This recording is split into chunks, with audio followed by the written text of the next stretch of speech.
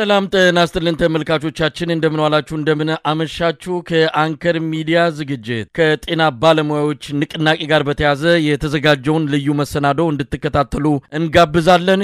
ሰዓታት ቀርተውታል። የኢትዮጵያ ጤና ባለሙያዎች የጀመሩትን ንቅናቄ በአድማ ሊቀጥሉ መዘጋጀታቸውን አስታውቀዋል። ምናልባትም ከሰዓታት በኋላ አድማው ሊጀመር እንደሚችል ነው ከወጣው መራግብር ለመረዳት የተቻለው። በአሁኑ ጊዜ የአብይ አህመድ አገዛዝ ለጤና ባለሙያዎቹ ለተነሱት ጥያቄዎች ምላሽ ከመስጠት ይልቅ አፈናና እስር በሰፊው ያከናወነ ነው። የጤና ሚኒስትሯ ዶክተር መቅደስ ዳባ በአገዛዙ ብሔራዊ ቴሌቪዥን ቀርበው ስለ ጤና ባለሙያዎች ጥያቄ አንድም ምላሽና ማብራሪያ ሳይሰጡ አገዛዙ ስላደረገው የጤና ሪፎርም ዝርዝር መረጃዎችና ማብራሪያዎችን በመስጠት ቆይታቸውን አብቅተዋል። በመሆኑም ከአገዛዙ ምንም የተሰጠ ምላሽ እንደሌለ ነው እስከ ምሽት ድረስ ባለው መረጃ ለማወቅ የተቻለው። በመላ ሀገሪቱ ንቅናቄው ተቀጣጥሏል። አፈናና እስሩም እንደዚሁ በበርካታ አካባቢዎች እየተካሄደ እንዳለ ነው ያገኘነው መረጃ የሚያመለክተው። ከዘውትር ተሳታፊያችን ጋር ቆይታ እናደርጋለን። በአማራ ክልልም እንደዚሁ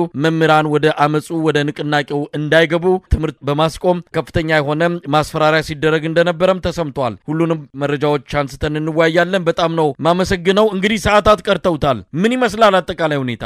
መሳይ እንግዲህ መንግስት ጥያቄዎችን ይመልሳል የሚል እምነት ባይኖረንም በዚህ ያክል ጭካኔያዊ ተግባር ይፈጽማል ብለን አልገመትም ነበረ። ዛሬ በአዲስ አበባ እና በተለያዩ የሀገሪቱ ከተሞች ላይ በሚገኙ የጤና ተቋማት ላይ የሚሰሩ የጤና ባለሙያዎችን በአደባባይ ወጣው በመንግስት ላይ ተቃውሞ በማሰማታቸው እና ይህን ተከትሎ የመንግስት ታጣቂዎች በተለይ ዛሬ በጥቁር አንበሳ ሆስፒታል የጥቁር አንበሳ ሙሉ በሙሉ የሆስፒታል ባለሙያዎች የአስተዳደር ሰራተኞች ጨምሮ ከሆስፒታሉ በመውጣት በጎዳና ላይ የሰላማዊ ጥያቄያቸውን በጋራ አቅርበዋል። እንዲሁም በራስ ደስታ ሆስፒታል እንዲሁም በተለያዩ በወላይታ ሶዶ በደሴ አካባቢ በአማራ ቦሩሜዳ በሚባለው ሆስፒታል አካባቢ አጠቃላይ በአገሪቱ ያሉ ሆስፒታል ውስጥ የሚሰሩ የጤና ባለሙያዎች ሙሉ በሙሉ ማለት በሚያስችል ደረጃ ጤና ጣቢያዎች ሳይቀሩ በገጠር ያሉ የጤና ጣቢያዎች ሳይቀሩ ከፍተኛ ተቃውሞ እያሰሙ ነው። አንተ እንዳልከው ጥቂት ሰዓታት ናቸው የቀሩት። መንግስት ደግሞ ጉሮሮ ተናንቆ በሆስፒታሎች በመግባት ከፍተኛ ድብደባ እየፈጸመ ይገኛል። ለምሳሌ ዛሬ በራስ ደስታ ሆስፒታል ዶክተር ታዲዮስ መላኩ የተባሉ የሆስፒታሉ ሰራተኛና ሂሩት ታደሰ ወይዘሮ ሂሩት ታደሰ የምትባል ነርስ ላይ በሆስፒታሉ በጓሮ በሩ በኩል ወስዶ እናንተ ናችሁ ያስተባበራችሁ በማለት ከፍተኛ ድብደባ ራሳቸውን እስከሚስቱ ድረስ ከፍተኛ ድብደባ ፈጽሞ ጥሏቸው ወደ መሬት ላይ ጥሏቸው ነው የሄደው። እንዲሁም በተጨማሪ በወላይታ ሶዶ ከተማ ላይ የሚገኘው ሆስፒታል ላይ የጸጥታ ኃይሎች ወደ ሆስፒታሉ ዘልቀው በመግባት አገልግሎት እየሰጡ የነበሩ የሆስፒታሉ ዶክተሮችን አውጥቶ በመደብደብ ከፍተኛ ማሰቃየት አድርሷል። እንዲሁም በአርባ ምንጭ ሆስፒታል አጠቃላይ የዩኒቨርሲቲ ሆስፒታል ውስጥ 3 ዶክተሮችን አስተባባሪ ናቸው በማለት ታስሯል። አሁን በምሳሌ ጠቀስኩልህ እንጂ በአብዛኛው አካባቢ የጸጥታ ኃይሉ ዛሬ ሙሉ ቀን በሚያስብል ደረጃ ነገ አድማው እንዳይደረግ ከፍተኛ ጥረት በማድረግ ለማደናቀፍና አድማው እንዳይደረግ ለማድረግ ከፍተኛ እንቅስቃሴና ኢሰባዊ ተግባር እየፈጸመ ነው። እንግዲህ እቺ ወይዘሮ ሂሩት ታደሰ የምትባል ነርስ በራስ ደስታ ሆስፒታል የምትገኝ የ3 እና 4 ልጆች እናት የሆነች በጣም ትልቅ ሴት የሆነች አብራ ከጓደኞቿ ጋር መፈክሮችን በማሰማቷ ነጥለው ወስደው ድብደባ ነው የፈጸሙባት። እጇ ተሰባብሯል። ነገር ግን የጤና ባለሙያዎች ከፍተኛ ድብደባ ቢፈጸምባቸው ነገ የሚጀምረው አድማ እስከ 9 እንደሚቀጥልና ነገ እንደሚጀምሩ በግልጽ ለመንግስት አሳውቀዋል። ለኢትዮጵያ ሕዝብ አጠቃላይ ጥሪ አቅርበዋል። ከጥሪያቸው መካከል ውድ የኢትዮጵያ ሕዝብ ሆይ ስራ የምናቆመው የተሻለ ሕክምና እንዲገኝ ስለምንፈልግ ነው እና የጤና ስርዓቱ ይሻሻል ብለን በመጠየቃችንና መንግስት መልስ ባለመስጠቱ ምክንያት ነው አድማ የምናደርገው በማለት አያይዘው ገልጸዋል። እያንዳንዱ ኢትዮጵያዊ ታሞ ወደ ጤና ተቋም ሲሄድ ከዚህ በፊት ፊቱ ደስተኛ ያልሆነ ለማገልገል ዝግጁ ያልሆነ ሐኪምን ማየት እንድታቆም ነው በማለት በተጨማሪ ለኢትዮጵያ ሕዝብ ማሳሰቢያ ሰጥተዋል። መታከም በፈለገበት ሰዓት ሁሉ ሐኪሙ ያለ መሰላቸት ጊዜ ሰጥቶ ያይ ዘንድ ነውና ተቃውሞ የምናደርገው ተቃውሞውን እንድትቀላቀልን በማለት ጥሪ አሰምተዋል። ካልሆነማ የጤና ባለሙያው ከጤና ባለሙያነቱ ወጥቶ እንደማንኛውም ኢትዮጵያዊ ቢነግድ ማትረፍ የሚችል ቢያንስ ደግሞ ማምረት የሚችል ቢፈልግ ደግሞ ወደ ተሻሉ ሀገሮች ሄዶ ሕክምና ሰጥቶ ተከብሮ በገንዘብ አቅም ራሱን አዳብሮ መኖር የሚችል የሚችል መሆኑንና ኢትዮጵያ ውስጥ የሳይማር ያስተማረንን ኢትዮጵያዊ ወላጆቻችንን ሀገራችንን ለማገልገል ያለምንም ደሞዝ በከፍተኛ ችጋር ውስጥ ሁነን ያገለግል ለበርካታ ዘመናት ስንጠይቀው የነበረውን ጥያቄ ካልተመለሰ ዙሮ ህብረተሰቡ የሚጎዳ በመሆኑ ይሄንን ነገር ህብረተሰቡ ትብብር እንዲያደርግልን በማለት አያይዘው ገልጸዋል። ስለዚህ እኛ የጠየቅነው ጥያቄ መንግስት መመለስ የማይችለው አይደለም፣ እንድንራብ የሆነው በስርዓቱ ችግር እንጂ በአቅም ማጣት አይደለም፣ እንድታግዙን እንጠይቃለን ብለው አያይዘው መግለጫ ሰጥተዋል። ስለነገው የጤና ስርዓት ስትል ከጎናችን ቁም፣ ስርዓቱ እስኪስተካከል ድረስ ከኛ ጋር እንድትሆን ለመምህራን፣ ለፖሊሶች፣ የግብርና ባለሙያዎች፣ ዳኞች፣ አቃቢ ህጎች በአጠቃላይ ለኢትዮጵያ ህዝብ ማሳሰቢያ ሰጥተዋል፣ ትብብር እንዲያደርጉልን በማለት ማሳሰቢያ ሰጥተዋል መሳይ። ነገር ግን መንግስት በጣም የሚገርመው ነገር ይሄን ጥያቄ ከዚህ በፊት ከትናንት ወዲያ ባደረግነው ቃለ መጠይቅ ወይም ካንተ ጋር በሰራነው ዜና መሰረት መንግስት ጥያቄውን ከመመለስ ይልቅ በከፍተኛ ደረጃ ሰራዊቱን አሰማርቶ በሆስፒታሎች ቅጥር ግቢ ውስጥ በመግባት ከፍተኛ ድብደባና ወደ ማፈን እየሄደ በመሆኑ የማንመለስ መሆናችንና ከነገ ጀምሮ አድማውን የምናደርግ መሆናችንን በማለት አያይዘው ገልጸዋል። በጣም የገረመኝ ግን መሳይ ኢትዮጵያ ውስጥ ያሉ የጤና ባለሙያዎች ወደ ስራቸው የማይገቡና አድማውም ያረጉ ከሆነ እና በቤታቸው የሚቀመጡ ከሆነ ከፓኪስታን፣ ከየመን፣ ከኩባ ባለሙያዎችን እናስመጣለን ብለው በድፍረት እየተናገሩ ነው የመንግስት ባለስልጣናት። ዛሬ በተደረገው ስብሰባ መምህራንን ጠርተው አዲስ አበባ ከተማ ውስጥ መምህራንን ጠርተው አንደኛ ትብብር እንዳታደርጉ፣ ሁለተኛ ዶክተሮቹ ወይም የጤና ባለሙያዎች በዚህ አድማ ላይ የሚቀጥሉ ከሆነ ከበርካታ የውጭ ሀገሮች ወደ ኢትዮጵያ መጣው የሕክምና አገልግሎት ቢሰጡ ሀገሮች ፍቃደኛ የሆኑ ሀገሮች ስላሉ ከፓኪስታንም ከየመንም ከኩባም እና ከተለያዩ ሀገሮች የጤና ባለሙያዎችን አስመጥተን በእነሱ ምትክ ቅጥር ፈጽመን ማስቆም የምንችል መሆናችንን በማለት አያይዞ መግለጫ እየሰጡ ነው። ግን እነሱ ያልተገነዘቡት ነገር ከኩባ ወይም ከፓኪስታን እንዲሁም ከየመን አንድ ዶክተር ቢያመጡ በ10 ሺዎች የሚቆጠር ዶላር ለአንድ ሐኪም መክፈላቸውን ደግሞ ዘንግተውታል እና የሚሰጡት መልስ የጅል መልስ ነው። በአጠቃላይ እንደ መንግስት በዚች ሀገር ላይ ለ5 ይሁን ለ6 ቀናት የስራ ማቆም አድማ የጤና ባለሙያዎች ቢያደርጉ በአዲስ አበባ ከተማ ብቻ በመቶዎች የሚቆጠሩ ህመምተኞች ወይም በሽተኞች ሊሞቱ እንደሚችሉ ያወቀ መንግስት አድማውን በጉልበት ለማስቆም መሞከሩ በጣም አሳፋሪ ነው። መንግስት እየወሰደ ያለው መሳይ እንግዲህ ቀደም ሲል እንደገለጽከው ነው አገዛዙ ይሄንን ፍታዊ የሆነ እውነት ለመናገር በጣም የሐኪሞቹም የጤና ባለሙያዎቹ በአጠቃላይ ጥያቄ መመለስ የሚገባውን ጥያቄ እንደዚህ ጠምዝዞና በሌላ መልኩ በመፈረጅ ለማስቆም በዚህ መጠነ ሰፊ ኃይል እየተጠቀመ መሆኑ ስርዓቱ አካባቢ ማሰብ ያቆሙ ሰዎች ምን ያህል እየበረከቱ እንደመጡ ወይም ደግሞ አንተ እንደገለጽከው የጅል አስተሳሰብ የተጠናወታቸው እንደ ሰፈር ጎረምሳ ይዋጣልን አይነት ባህሪ የተላበሱ ሰዎች በመሪነት ደረጃ እንደተቀመጡ የሚያመላክት ነው። እውነት ለመናገር በብልጽግና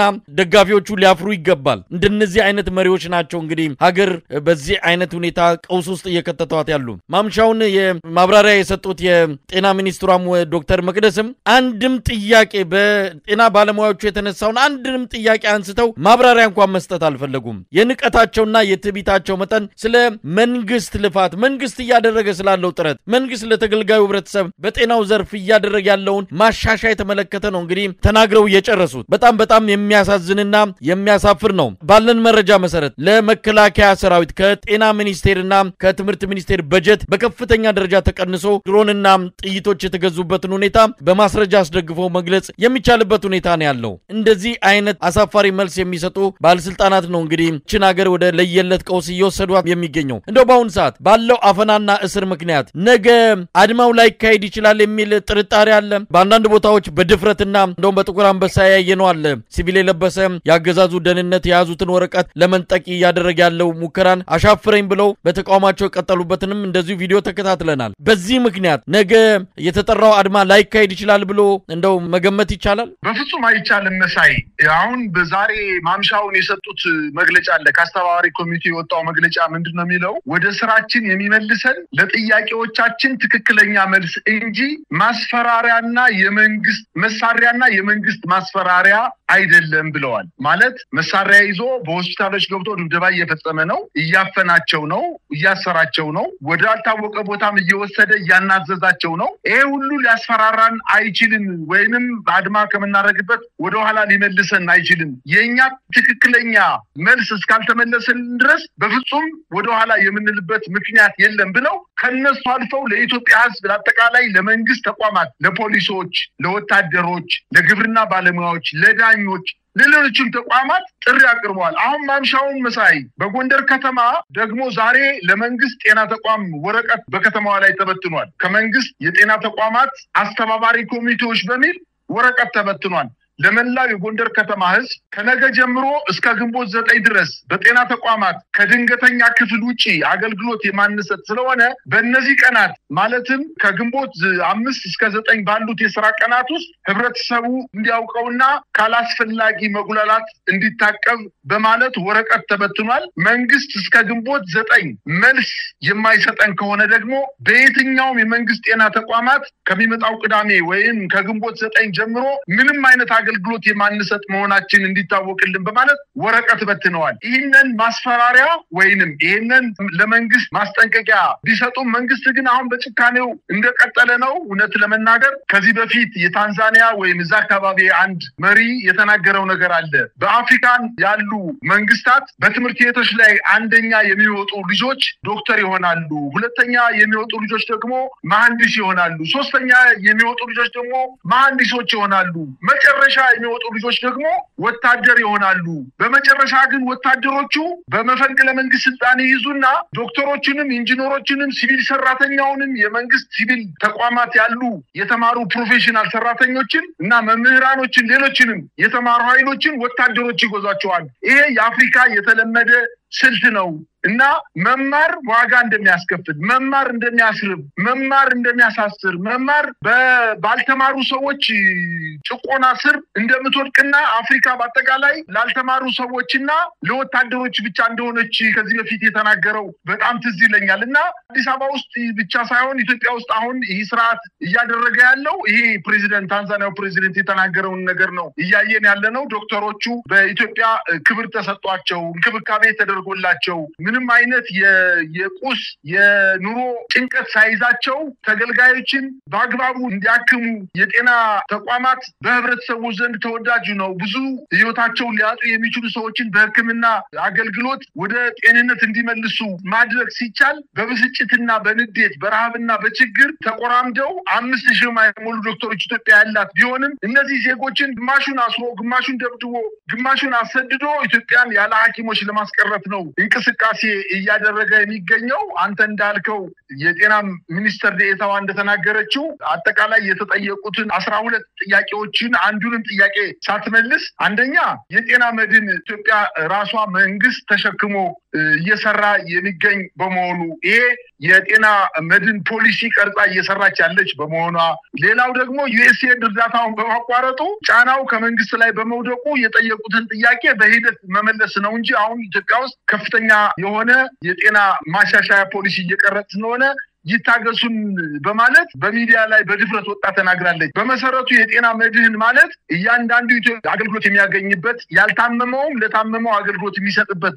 ሆኖ መንግስት በጀት ሳይመድብ ዜጎቹ በራሳቸው በበደቡት በወራዊ በሚከፍሉት ገንዘብ አገልግሎት ማግኛ መንገድ ቢሆንም ነገር ግን ለበርካታ ዓመታት ምናልባትም ለ3 እና ለ4 በተለይ ጦርነቱ የህወሓት ጦርነት ከተነሳ በኋላ የጤና መድን የሚከፍሉ ሰዎች ምርመራ ከማድረግ ውጪ መድኃኒት የሚሆን ላብራቶሪ በግል ሆስፒታሎች ሄደውና በግል ክሊኒኮችና በግል ፋርማሲዎች ሄደው አገልግሎት የሚያገኙ መሆኑና ይሄ መድኃኒት የለም ይሄ መሳሪያ ተበላሽቷል አገልግሎት አይሰጥም እየተባለ የጤና ተቋማት በመንግስት የጤና ተቋማት ምንም አይነት አገልግሎት የማይሰጥ መሆኑን ነው ለማየት የቻልነው ስለዚህ ይሄን በድፍረት ወጣ መናገር አልነበረባትም ሌላው ዩኤስኤድ ወይንም ዓለም አቀፍ እርዳታ ሰጪ ድርጅቶች አሁን እርዳታ መስጠት ባለመቻላቸው በቀድሞ ነገር የኢትዮጵያ ጤና ሚኒስቴር መጀመሪያ በጀት የለውም እንዴ በጀቱን እኮ ቆርጦ ወስዶ ለመከላከያ ስለሰጠው ነው አሁን አንጋጦ ወደ ሰማይ አንጋጦ የዓለም ሀገራትን እርዳታ እየለመነና ማግኘት ባይችልም እየለመነ እንደ ምክንያት ቆጥሮ እነሱ ዳታ ስላልሰጡን የጤና ተቋማት ከፍተኛ ችግር ውስጥ ወድቀዋል ብላ በድፍረት ተናግራለች። ነገር ግን የኢትዮጵያ ሕዝብ ከሚመድበው በጀት ከሚከፍለው ታክስ ውስጥ ተቆርጦ ተለክቶ ምን ያክል ያስፈልገናል ተብሎ የተወሰነውን በጀት እንኳን ወደ መከላከያ ሚኒስቴር በማዞር ዜጎቹን ለመግደልና ለማሰቃየት ለማስራብ እየተጠቀመበት እንደሆነ ነው በድፍረት መናገር የሞከረችው። ነገር ግን የጤና አጠቃላይ ተቋማት እጅግ በጣም የገረመኝ ዛሬም መንግስት ባለቀ በ11ኛው ሰዓት እንኳን ወደ መልካም አስተሳሰቡ እንዲመለስ ለማድረግ ወጣው ጥያቄዎቻቸውን አቅርበዋል። እንዲያውም ከፍተኛ የህዝብ ድጋፍ ነው። አሁን የጥቁር አንበሳ ዛሬ በአካባቢው ዶክተሮች ወጣው ፍጹም ጨዋነት በተሞላበት መንገድ ነው ሰልፉን ያደረጉት። ነገር ግን የጸጥታ ኃይሎች ለመበተን ከፍተኛ ማስፈራራት፣ ዛቻ ጎትቶ ወደ ሆስፒታል ውስጥ እንዲገቡ ለማድረግ ጥረት እያደረገ ነው የነበረው። ግን ህብረተሰቡ እያጨበጨበ ነው የነበረው። በዙሪያው አካባቢ ያሉ ህብረተሰብ እንዲያውም ስንሰጠውታል መሳይ ከዚህ በፊት እንደሚታወቀው በምስራቅ አውሮፓ አካባቢ ቡልዶዘር ሪቮሉሽን፣ ኦሬንጅ ሪቮሉሽን፣ ሌሎችንም የአብዮት አይነቶች ስንሰጠው መንግስታትን ፈነቃቅለው የጣሉበት አይነት አብዮት ኢትዮጵያ ውስጥ አሁን ዶክተሮች ያነሱትን አብዮት ነጩ አብዮት በማለት ህብረተሰቡ ስንሰጥቶት በከፍተኛ ደረጃ አብዮቱ እንዲቀሰቀስ ወይንም ዶክተሮቹ አድማ እንዲያደርጉ ስንሰጦ ከጎናቸው ነን በማለት ነጩ አብዮት በማለት ስም በመስጠት ከጎናቸው እንደሆነ ነው ለማየት የሞከርኩት መሳይ። እንግዲህ ማክሰኞ ግንቦት 5 ቀን ምናልባት ሰዓታት ነው የቀሩት በኢትዮጵያ የሕክምና ታሪክ አዲስ ምዕራፍ ከምሬት ወደ ሐሴት ከባርነት ወደ ነጻነት በሚል መሪ ቃልም አድማው ሊካሄድ እንደሚችልም ነው እየተነገረ ያለው። ሁሉም የሆስፒታሎች አስተዳደር አካላት ለማይቀር ለውጥ የማይረሳ ስማችሁን አታበላሹ ሲልም በዚህ ዙሪያ የተዘጋጀው ዲጂታል ሐኪም በተሰኘው የማህበራዊ መድረክ ላይ በሰፊው የተሰራጨ ያለ ጉዳይ ነው። እንግዲህ የዶክተር መቅደስን ማብራሪያ ሰማን። የመንግስት ምላሽ ይሄ ነው። ሰሞኑን በተለያዩ የመንግስት ባለስልጣናት ያገዛዙ የተለያዩ ተሿሚዎች እየወጡ የሚናገሩትንም አይተናል። ኢትዮጵያ ያላትን ነው የምትከፍለው ከጥሪቷ ከወረቷ ያላትን እንጂ የሌላትን ኬት አምጥታ ትከፍላለች ነው። ዛሬ እኛ ቀልጠን ለነገው ትውልድ ወረትና እናኑር ለነገው ትውልድ ስንል ዛሬ እኛ እንጎዳ የሚሉ የብልጽግና ሰዎች ምን አለ ከናንተ መቅለጡ ምን አለ ከናንተ መስዋዕትነቱ ቢጀመር ብለን እንደው ጥያቄ ብናነሳላቸው ምን እንደሚመልሱ አናቅም። እነሱ የ300 ሚሊዮን ብር ሰርግ እየደገሱ የ18 ሚሊዮን ብር መኪና አንድ ባለስልጣን ያሽከረከረ ባለበት በዚህ ወቅት ላይ መስዋዕትነቱን ሌላው የህብረተሰብ ክፍል ይክፈል፣ እኛ ተንደላቀን እንኑር፣ እናንተ እንደሻማቀለጡና ለሚቀጥለው ትውልድ ወረት አቆዩለት የሚል ቅስቀሳ አይናቸውን በጨዋጥበው ያቀረቡ ይገኛሉ። እስቲ ምን እንሰማለን? እንግዲህ መምህራንም በተለያየ አካባቢ ንቅናቄ እያደረጉ ነው። የመምህራኑን ለማዳፈን በተለይ መምህራን ከጀመሩ ከፍተኛ ንቅናቄ ነው የሚፈጠረው። ያንን በመስጋት በአማራ ክልልም በኦሮሚያ ክልልም በአዲስ አበባም መምህራንን ሰብስበው እያስፈራሩ ይገኛሉ። ምን እያሉ ነው? ምንስ ሊመጣ ይችላል? መሳይ ዛሬ በትናንትናው ዕለት ለትምህርት ቤት አስተዳደሮች ማለትም ለክልሉ ትምህርት ቤት፣ ለዞን፣ ለክፍለ ከተማ፣ ለወረዳ ይብን ቀበሌ ላይ ገጠር ቀበሌዎች ላይ ላሉ መምህራን ደብዳቤ ተበትኖ በአማራ ክልልም ይሁን በአዲስ አበባ እንዲሁም በኦሮሚያ ክልል ትምህርት ተቋርጦ መምህራን በትምህርት ፖሊሲ ላይ ለመነጋገር በሚል ደብዳቤ ተበትኖ ማንኛውም መምህር ሞባይል ይዞ እንዳይገኝ፣ ወደ አዳራሽ ሲመጣ ሞባይል ይዞ እንዳይመጣ፣ መቅጃ መሳሪያዎችን ይዞ እንዳይመጣ፣ ሰዓትም እጁ ላይ አስሮ እንዳይመጣ በማለት ሰዓታቸውን እያስፈቱ መነጽራቸውን እያስወለቁ ሞባይል ይዞ የመጣውን ሰው ሞባይሉን መቀማት ብቻ ሳይሆን አንተ ሌላ ተልእኮ ስላለ በማለት ወደ ፖሊስ ጣቢያ በመውሰድና በማሰር ስብሰባውን ለማካሄድ ሞክረዋል። ነገር ግን የስብሰባው ዋነኛ ዓላማ እናንተ መምህራን ከዶክተሮቹ ወይም ከጤና ባለሙያዎቹ ጋር አብራችሁ አድማውን የምትመቱ ከሆነ ውርድ ከራሳችሁ እያከካችሁ ትኖራላችሁ በማለት አንተ እንዳልከው እነሱ እዚህ ሀገር ላይ ጠግበው እየተፉ ሊኖሩባት ሌላው ደግሞ ያከከና እየተራዘ የራበው እንዲኖር ለማድረግ በጣም በከፍተኛ ደረጃ ሲያስፈራሩ ሲያንገራግሩና አንዳንዶችንም ሲደበድቧቸው ነው የዋሉት። በአማራ ክልል በሁሉም አካባቢዎች ላይ የደረሰኝ መረጃ የስብሰባው ዋና ዓላማ ማስፈራራት በማድረግ ትብብር እንዳይኖር፣ ምክንያቱም የጤና ባለሙያዎች ለአጠቃላይ ለመንግስት ተቋማትና ለኢትዮጵያ ሕዝብ ጥሪ አቅርበዋል። የጤና መድህኑ ወይም የጤና ስርዓቱ እንዲሻሻል ነው። በዋናነት የኛ ጥቅም ብቻ ሳይሆን በኢትዮጵያ የጤና ሁኔታ እንዲሻሻል ለማድረግ ሐኪሞች ደስተኛ ሆነው ሕክምና እንዲያደርጉ በማለት ጥያቄ ስላቀረቡ ይሄንን ደግሞ የኢትዮጵያ ሕዝብ ሙሉ በሙሉ ስለተቀበለው የነሱ የመንግስት ባለስልጣን ልጆች በተለያዩ ሚዲያዎች እንደተናገሩት እነሱ ጉንፋን ሲይዛቸው ባንኮክ ቲኬት ቆርጠው ወዲያውኑ ሄደው ታክመው ነው የሚመጡት። ልጆቻቸው በአውሮፓ በተለያዩ ያደጉና በበለጸጉ ሀገሮች ነው የሚማሩት። የኢትዮጵያን ችግርና መከራ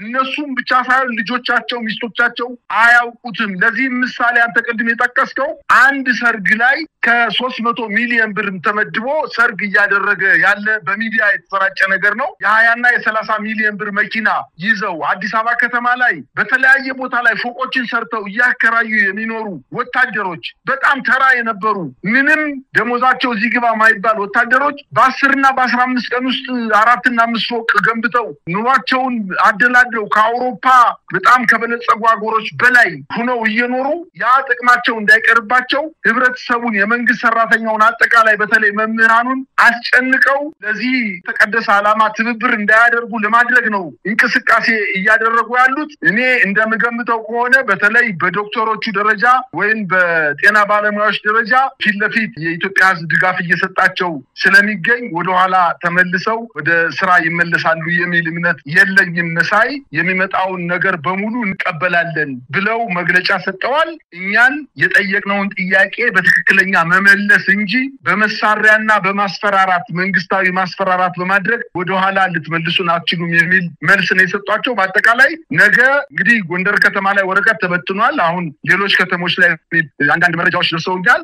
ዶክተሮቹ ወደ ጤና ተቋማት እንደማይሄዱና ለጊዜው ግን የድንገተኛ ክፍልና የድንገተኛ ቀዶ ጥገና ክፍልና የማዋለጃ ክፍሎች የጨቅላ ህፃናት ክፍል ክፍቱ ነው። በሌሎች የሕክምና ተቋማት የሚሰጡ አገልግሎቶች ግን ሙሉ በሙሉ ሊቋረጡ እንደሚችሉ ነው መገመት የሚቻለው። መሳይ እንግዲህ ሰዓታት የቀሩትን የጤና ባለሙያዎችን አድማ በተመለከተ በመርሃ ግብራቸው በከፊል አድማው የሚደረግባቸውን ቦታዎች ማለትም ከሕክምና አገልግሎቶች አንፃር የትኞቹ እንደሆነ በዝርዝር አስቀምጠዋል። በቅደም ተከተል አድማው ይካሄዳል ነው የተባለው። ለ3 ቀን በጊዜያዊነት በመርሃ ግብሩ የታቀደ መሆኑን ነው። አገዛዙ ይህንን ለማስቆም ባለ በሌላ አይሉ የተፈራገጠ ይገኛል። ባለን መረጃ መሰረት አብይ አህመድም ይህንን የሐኪሞቹን የጤና ባለሙያዎችን ንቅናቄ ለማዳፈን የሚደረገው ሁሉ እንዲደረግ ትዕዛዝ መስጠቱን ነው የሰማነው። በኦሮሚያ በአንድ ስብሰባ አዳራሽ ላይ ቢያንስ ቅድሚያ የተሰጣቸውን አንገብጋቢ ፕሮጀክቶችን እስክንጨርስ ጊዜ ስጡን፣ እስቲ ታገሱን፣ ከዛ በኋላ ጥያቄያችሁን በጥናት ለመመለስ እንሞክራለን ያሉት። አንገብጋቢ ፕሮጀክቶቹ የትኞቹ ናቸው ተብሎ ሲታሰብ በእርግጥም የአብይ አህመድ የቅንጦት ፕሮጀክቶች ናቸው፣ ቤተ መንግስቶቹ ናቸው። እነዚህን እስክንጨርስ ታገሱን ነው እንግዲህ እየተባለ ያለው። በጣም የሚያሳዝን ነው። ከዚህ በላይ ለኢትዮጵያ ህዝብ ንቀት የለም። የኢትዮጵያ ህዝብ በሙሉ ከዳር እስከ ዳር ወጥቶ የጤና ባለሙያዎችን ንቅናቄ መቀላቀል አለበት። ይሄ አገዛዝ የሰው ልጅ ክብር የማይሰጥ ለቁስ ትልቅ ቦታ የሚሰጥ እንደሆነ እያረጋገጠ ይህንንም በአደባባይ ወጥቶ የሚገልጽ መሆኑን እያየነው ነው። ለማንኛውም በመጨረሻ ምን ማለት ይቻላል? ዛሬ አድማው ይጀመራል ተብሎ ይጠበቃል። መሳይ ይሄ መንግስት በዚህ 7 ዓመት ውስጥ ያየነው ነገር ምንድነው? ፖሊሲ የሌለው መንግስት ነው። ምንም አይነት ጤና ነው የሚመራው፣ ግብርና ነው የሚመራው፣ ኢንዱስትሪ ነው የሚመራው ፖሊሲ የሌለው መንግስት በመሆኑ በየቀኑ በጠቅላይ ሚኒስትሩ የሚመጣለትን ሐሳብ ነው የሚተገብረው። ታይላንድ ደርሶ ሲመጣ አረንጓዴ ነገር ያያል፣ ቻይና ደርሶ ሲመጣ መብራት ያያል፣ ሳውዲ አረቢያ ደርሶ ሲመጣ ብልጭልጭ ነገር ያያል። ውጭ ሀገር ያያቸውን ነገሮች አዲስ አበባ የሚሆን ክልል ከተሞች ላይ እንዲተገበር ነው እያደረገ ያለው። ፖሊሲ የሌለው መንግስት በመሆኑ አሁን በጤና ፖሊሲው ላይ ለውጥ ያመጣል የሚል እምነት የለኝም። ግን በአጠቃላይ ግን ይሄ ስርዓት የጤና ባለሙያዎች እንደተናገሩት ከሆነ ለኛ ገንዘብ አይደለም በዋናነት የጠየቅነው ገንዘብ አይደለም። እያንዳንዱ የመንግስት ባለስልጣን የኢትዮጵያን ሆስፒታሎችን ጤና ተቋማት ከቤተሰቦቻቸው ጀምሮ የመንግስት ባለስልጣናት አያውቁትም። ምን አይነት አገልግሎት እየተሰጠ እንደሆነ አያውቁትም። እጅግ በጣም የወረደ መንግስት ትኩረት ባለመስጠቱ መድኃኒቶች የማይገኙበት የጤና ኢንስትሩመንቶች ወይም የጤና ቁሶች የማይገኙበት ተቋማት በመሆናቸው ይሄ እንዲስተካከል በቦርድ ይተዳደር፣ ከሚኒስተር መስሪያ ቤት ወጥቶ በቦርድ ይተዳደር ያሉት። ይሄ አገልግሎቱን የተሻለ ለማድረግ ምናልባትም እናንተ ወደ ውጭ ሄዳችሁ የምትታከሙበትን የኢትዮጵያን የውጭ ምንዛሬ አሟጣችሁ ሕክምና የምትወስዱበትን እዚህ ሀገርኛ መስጠት እንችላለን። መድኃኒቶችና የሆስፒታል ቁሳቁስ ቁሳቁሶች ከተማሉልንና ዶክተሮቹ ተሰደው በማሄዱበት ሁኔታ ኑሯቸው የተስተካከለ እንዲሆን በማድረግ የትኛውም ኢትዮጵያዊ የመንግስት ባለስልጣንን ጨምሮ ኢትዮጵያ ውስጥ እንዲታከሙ ለማድረግ እንችላለን የሚል በጣም የተቀደሰ ሐሳብ እያቀረቡ ነገር ግን ይሄን ጥያቄ ንቆ ዶክተሮችን አስሮ ደብድቦ ይሄን አድማ አፍናለሁ ብሎ መሄድ ከሆነ ምናልባትም ዶክተሮች ክላሽ ስለያዙ እንጂ እነሱ እኮ በመርፌ ሰው መግደል ይችላሉ። በጣም ከከፉ እኮ በጣም በሀገራቸው ተስፋ ከቆረጡ እኮ አገር ጥለው መሄድ ብቻ ሳይሆን በሚሰሩበት ሕክምና ላይ እኮ ከፍተኛ ጉዳት ማድረስ የሚችል ከመሳሪያ የበለጠ መርፌ የያዙ ዶክተሮች ናቸው። ስለዚህ መንግስት የጉዳዩን በጣም አሳሳቢነትና በጣም ከፍተኛ ትኩረት ያለበት ቦታ በመሆኑ ኢትዮጵያውያን በዚህ 3 እና 4 ቀን ውስጥ አድማ በሚደረግበት ሰዓት በርካታ ኢትዮጵያውያን የስኳር በሽተኞች አሉ፣ የኩላሊት በሽተኞች አሉ፣ የአእምሮ በሽተኞች አሉ፣ ሌላም በጣም ከፍተኛ ትኩረት ሊያስፈልጋቸው የሚችሉ በሽተኞች ምናልባትም ህይወታቸውን ሊያጡ በሚችሉበት ሁኔታ እንዳለ እያወቀ መንግስት ለዜጎቹ ትኩረት የማይሰጥ በብልጭልጭ ነገር ብቻ አእምሮውን ወጥሮ የሚኖር ስርዓት በመሆኑ መንግስት ብዙ ባይጠበቅም ነገር ግን መንግስትን አንበርክኮ እነሱ እንደተናገሩት ከሆነ የመንግስት የስርዓት ለውጥ ነው የጤና ፖሊሲውን ሊያስተካክለው የሚችለው የመንግስት የስርዓት ለውጥ እስኪመጣ ድረስ እንታገላለን፣ ጥያቄዎቻችን ካልተመለሱ የመንግስት የስርዓት ለውጥ እንዲመጣ ነው ብሎ ጨምረው አያይዘው ተናግረዋል። በዚህም የመንግስት ሰራተኛው ሙሉ በሙሉ ከነሱ ጎን ምንም አማራጭ የለውም። ከነሱ ጎን ከመሆን ውጪ ሌላ አማራጭ የለውም የመንግስት ሰራተኛው። ምክንያቱም ነገ ምን አይነት በሽታ ይዞን ወደ እነሱ እንደምንሄድ አናውቀውም። ከየትኛውም ነገር በላይ ትልቁ ሀብት ደግሞ ጤና ነው። ስለዚህ በጤና ጉዳይ ላይ ያንዳንዱ ኢትዮጵያዊ ዜጋ በጣም ከፍተኛ ትኩረት ሰጥቶት ከነሱ ወገን ጋር ተቀላቅሎ አድማውን ሊያደርግ እንደሚችል ነው ምንረዳው። መሳይ እንግዲህ ጉዳዩን እንከታተለዋለን። መምህራንም ያው ማቸውን በያሉበት ለመጀመር የሚያስችል ንቅናቄ እየጀመሩ ነው ያሉት። ሌላውም የህብረተሰብ ክፍል ይሄን የተጀመረውን የጤና ባለሙያዎች ንቅናቄ ለመቀላቀል ዝግጅት እያደረገ እንዳለ መረጃዎች ይሰማሉ።